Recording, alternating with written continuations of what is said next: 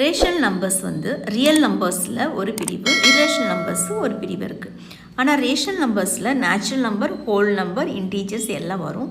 Irrational number செப்பரேட்டாக இருக்குது.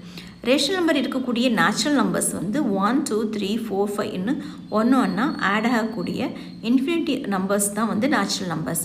Whole நம்பர்ஸ்னால் ஜீரோவும் add ஆகிருக்கும், அதாவது நேச்சுரல் நம்பருக்கு விட ஜீரோவும் ஆட் ஆகிருக்கும். ஜீரோவில் ஆரம்பித்து 1 2 3 4 5 அதாவது இன்ஃபினிட்டி நம்பர்ஸ் இருக்கக்கூடிய ஒரு அமைப்பை தான் நம்ம ஹோல் நம்பர்ஸ்ன்னு சொல்கிறோம். அடுத்து இன்டீஜர்ஸ்னு எப்படி இருக்குன்னா, அதாவது நம்ம ஹோல் நம்பர்ஸும் இருக்கும், நேச்சுரல் நம்பர்ஸும் இருக்கும். அதை தவிர நமக்கு நெகட்டிவ் இன்டீஜர்ஸ் இருக்குது. -1 -2 -3 இதுவும் வந்து இன்ஃபினிட்டி நம்பர்ஸ் இருக்குது. இந்த நம்பர்ஸ்லாம் சேர்ந்த அமைப்பு தான் இன்டீஜர்ஸ்ன்னு சொல்கிறோம். இரேஷனல் நம்பர்ஸ்ன்றது √2 √5 √7 இது வந்து PBQ ஃபார்மில் எழுத முடியாது. இது வந்து நாட் பர்ஃபெக்ட் ஸ்கொயரில் இருக்கும். அதாவது பர்ஃபெக்ட் ஸ்கொயர்னால் √4 = 2ன்னு பார்த்தோம். இதெல்லாம் இது மாதிரி இல்லாமல் நாட் பர்ஃபெக்ட் ஸ்கொயரில் இருக்கிறது தான் இரேஷனல் நம்பர்ஸ். இப்போ ரேஷனல் நம்பர்ஸ் நம்ம இல்லைன்னு பார்க்கலாம் வாங்க. PBQ ஃபார்மில் இருக்கும், PQ இன்டீஜர்ஸாக இருக்கும், Q is not equal to 0. Example பார்க்கலாம். இங்கே பாருங்கள், அதாவது PQ இன்டீஜர்ஸ்ன்னு பார்த்தோம். அப்போ P வந்து இங்கே 1, Q வந்து -2, இது வந்து ஒரு rational number.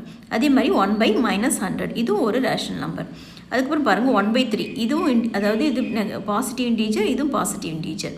So Q is not equal to 0. Q என்ற இடத்துல 0 எழுதக்கூடாது. இப்போ சப்போஸ் 1/0ன்னு எழுதிட்டோம்னா இது தப்பு, இது வந்து ரேஷனல் நம்பர் கிடையாது. ஏன்னா இது வந்து நாட் டிஃபைன் பண்ண முடியாது, அதனால் இது வந்து ரேஷனல் நம்பர் கிடையாது. இப்போ பாருங்கள், அடுத்து -3/4 இது வந்து ஒரு எக்ஸாம்பிள். இது வந்து இன்டீஜர்ஸில் இருக்குது. இது இங்கே வந்து நெகட்டிவ் இன்டீஜர்ஸ் இருக்குது, இங்கே பாசிட்டிவ் இன்டீஜர்ஸ் இருக்குது. இது வந்து PBQ ஃபார்மில் இருக்குது. ஸோ இது ரேஷனல் நம்பர்ஸ். அது மாதிரி 1/4 4/2 4/-11 இந்த ரேஷனல் நம்பர்ஸ் வந்து ரேஷனல் நம்பர்ஸ்ன்றது ரேஷியோன்றதுலேருந்து நமக்கு டெரிவ் ஆகிருக்கு. இது வந்து ரேஷியோ பார்க்குறோம் நம்ம 1/2க்கு இதுக்கு வந்து அந்த டெசிமல் பாயிண்ட் பார்த்தோம்னா ரேஷியோ பார்த்தோம்னா 0.5 வருது. அப்போ இது வந்து 0.5 இதனுடைய ஆன்சர். அப்போ இது வந்து டெர்மினேட்டிங் ஆகுது. டெர்மினேட்டிங் ஆகிடுச்சுன்னா ரேஷனல் நம்பர். இது வந்து 1/4 வந்து நம்ம சிம்பிளிஃபை பண்ணி டெர்மினேட் ஆகுதான்னு பார்க்குறோம். 0.25 இது வந்து டெர்மினேட் ஆகுது. இப்போ 1/3 வந்து நமக்கு டெர்மினேட் ஆகலை. இதனுடைய ஆன்சர் வந்து 0.333ன்னு சொல்லிட்டு போயிட்டுருக்கு. இது வந்து நான் டெர்மினேட்டிங்காக இருக்குது. அதே சமயத்தில் இந்த 3ன்றது ரிப்பீட் ஆகுது. 3 ரிப்பீட் ஆகிறதுனால இதுவும் வந்து ரேஷனல் நம்பர்ஸ். அடுத்து 1/11 அந்த 1/11ல் இங்கே பாருங்கள், நம்ம சிம்பிளிஃபை பண்ணால் இதுக்கு ரேஷியோ பார்த்தோம்னா 0.9 0.9 0.9 அப்படின்னு சொல்லிட்டு போயிட்டே இருக்கும். அப்போ வந்து இது ரிப்பீட் ஆகுது. 0.9 வந்து நமக்கு ரிப்பீட் ஆகுது, ஆனால் டெர்மினேட்டிங் ஆகலை. ஸோ இது நான் டெர்மினேட்டிங் ரிப்பீட்டிங். ஸோ இதை டெர்மினேட்டிங் ஆகிறதும் நான் டெர்மினேட்டிங் ஆனால் ரிப்பீட்டிங் ஆகக்கூடிய இது எல்லாமே ரேஷனல் நம்பர்ஸ். இரேஷனல் நம்பர்ஸ் வந்து PBQ ஃபார்மில் நம்ம எழுத முடியாது, நாட் பர்ஃபெக்ட் ஸ்கொயரில் இருக்கும்னு பார்த்தோம். இதை வந்து நம்ம வந்து இதுக்கு வந்து பாருங்களேன், √2க்கு வந்து 1.414213 அப்படின்னு போயிட்டுருக்குது. இது வந்து டெர்மினேட்டும் ஆகலை, அதாவது நான் டெர்மினேட்டிங், ரிப்பீட்டிங் ஆகலை. அதாவது 41 வந்திருக்கு, அதுக்கப்புறம் 42 வந்திருக்கு, அதுக்கப்புறம் 13 வந்திருக்கு.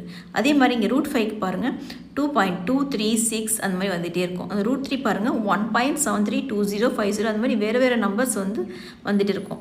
இது வந்து இந்த ரிப்பீட்டிங்கே ஆகாது இதில். அது மாதிரி பையோட வேல்யூவும் 3.141592 அப்படின்னு நிறைய நம்பர்ஸ் வந்துட்டுருக்கும். இது வந்து இந்த மாதிரி முடிவில்லாமல் போயிட்டுருக்கும். இதை வந்து நான் ரெக்கரிங், அதாவது நான் டெர்மினேட்டிங்காக இருக்கக்கூடிய நான் ரிப்பீட்டிங்காக இருக்கக்கூடிய நம்பர்ஸ் எல்லாமே இரேஷனல் நம்பர்ஸ். இது மேக்ஸிமம் நாட் பர்ஃபெக்ட் ஸ்கொயரில் இருக்கும், அதாவது பர்ஃபெக்ட் ஸ்கொயரில் இருக்காது. இந்த நம்பர்ஸ் தான் வந்து இரேஷனல் நம்பர்ஸ். தேங்க்யூ.